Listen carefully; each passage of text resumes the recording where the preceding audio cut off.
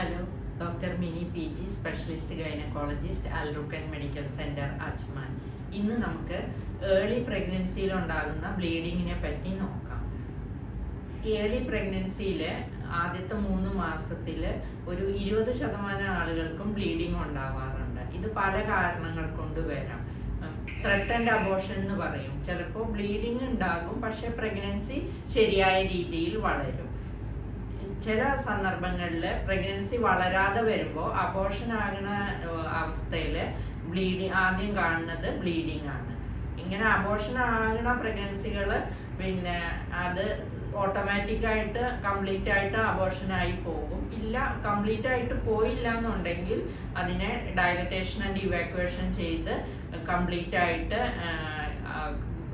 Retained products remove ചെയ്യേണ്ടി വരും.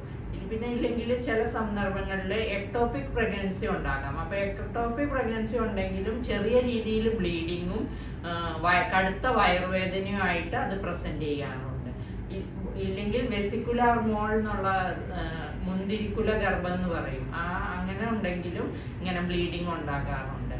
ഇപ്പൊ ത്രട്ടൻഡ് അബോർഷൻ ആണെങ്കിൽ ബേബി ഹാർട്ട് ബീറ്റ് എല്ലാം ഉണ്ടായിരിക്കും, പ്രഗ്നൻസി വളരുകയും ചെയ്യും. അതിന് നമുക്ക് ട്രീറ്റ്മെന്റ് ഉണ്ട്, ഇഞ്ചക്ഷൻസും ഗുളികകളും എല്ലാം തന്ന് പ്രഗ്നൻസിനെ പ്രൊട്ടക്ട് ചെയ്ത് അതിനെ വളർത്തിയെടുക്കാൻ പറ്റും. അപ്പോൾ ഇങ്ങനെ ഒരു ഏർലി പ്രഗ്നൻസിയിൽ ഒരു ബ്ലീഡിങ് കണ്ടാൽ ഏതായാലും ഒരു സ്കാനിങ്, അൾട്രാസൗണ്ട് സ്കാനിങ് ചെയ്ത് എന്തുകൊണ്ടാണ് ഈ ബ്ലീഡിങ് എന്നുള്ളത് മനസ്സിലാക്കി അതിനു വേണ്ട ചികിത്സ ചെയ്യേണ്ടി വരും.